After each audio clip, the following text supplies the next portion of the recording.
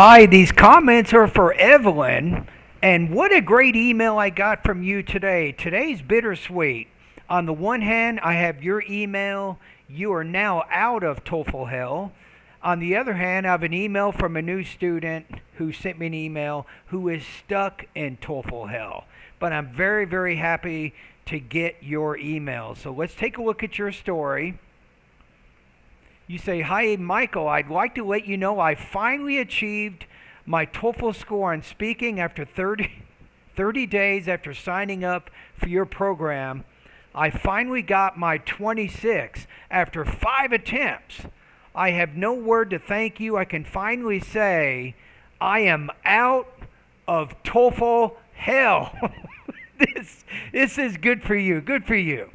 I remember when I found your blog, I read an article of a girl who was in TOEFL hell, and after several attempts, she was able to get the score that she needed with your help. I was struggling for almost a year, taking and retaking the test. Your feedback, and I'm going to change this to just feedback is usually not used in a plural sense. It's considered a uncount noun. Your feedback was so helpful and helped me to understand my weaknesses. Your speaking bootcamp course was decisive to help me achieve my scores. I'm really thankful to have found you.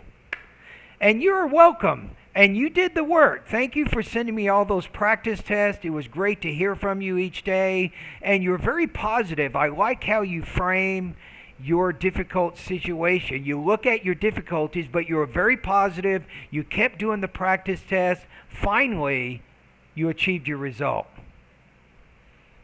Okay, in the email that you sent me today, so you took the test on August 7th, so you received a score of 100. So 21 reading, 28 listening, 26 speaking, and 25 on the writing.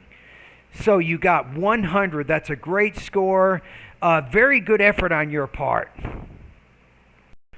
A lot of my YouTubers have asked me to do this. I hope you don't mind, Evelyn. So you sent me a speaking practice test on August 5th, right? This is a couple of days before you actually took the TOEFL exam and you got your 26.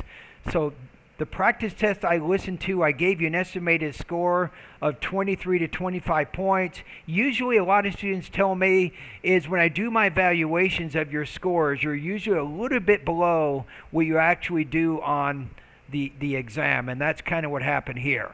So let's listen to your response to an integrated speaking task that you sent me. So anybody at YouTube, many people have asked me time and time again, what do I need to do to get 26 points or higher?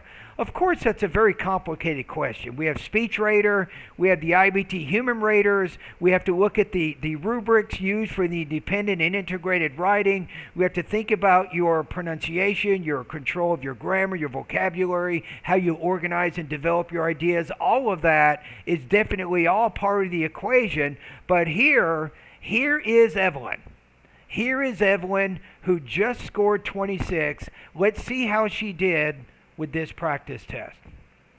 Let's listen to your practice test. Two things in effective design. The professor in the lecture is talking about basic principles to find balance between two things in effective design. And the first one that you mentioned is unity, which is a consistent design by bringing together similar elements. Okay. For this, she mentions the example of matching colors in different sides of the room.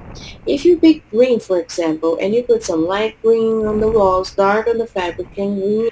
And don't use if you picked. I would just say if a designer chooses or if someone picks. So don't use the you point of view when you're summarizing lectures. That's not the right tone that you want to create for this type of speaking. In the rack, you will have a unity that will be unified in order and looking comfort. The second example that she mentions is contrast, which is a breakup in the unity in some places in a careful and intentional way. For this, she brings the example of bringing some bright red cushions and putting in your green sofa. It will make things stand out and the green will look even greener, which will show how to create a contrast. That's what the Okay, so And there it is. So Evelyn's story is very simple, as you saw in the email. She took the TOEFL 5 times over a period of a year. Finally, she decided to get feedback from a professional like me. And there's a lot of professionals on the internet, of course, right? But a lot of students, they try to go it alone. They don't want to get the feedback. I don't even charge that much, right? But after 4 weeks, she was able to finally put the TOEFL behind her once and for all. So congratulations, Evelyn. Good job for you. I'm so glad that you have finished the TOEFL once and for all. You do not need to worry about it anymore. If anybody has any questions, go to bettertoeflscores.com.